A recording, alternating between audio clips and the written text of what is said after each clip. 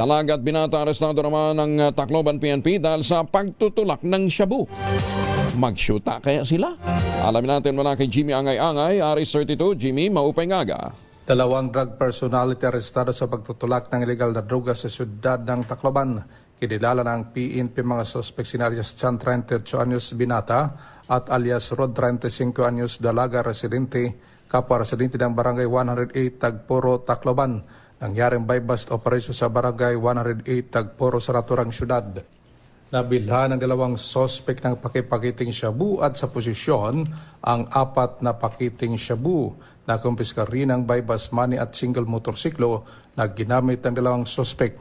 Ang mga ito ay sinampanan ng kaso laban sa pagbibenta at posisyon ng illegal na droga. Mula dito sa DYVL Action Radio Tacloban, ito si RS32 Jimmy Angay-Angay para sa DZRH. Una sa Pilipinas, una sa Pilipinas. Daghang salamat, Jimmy.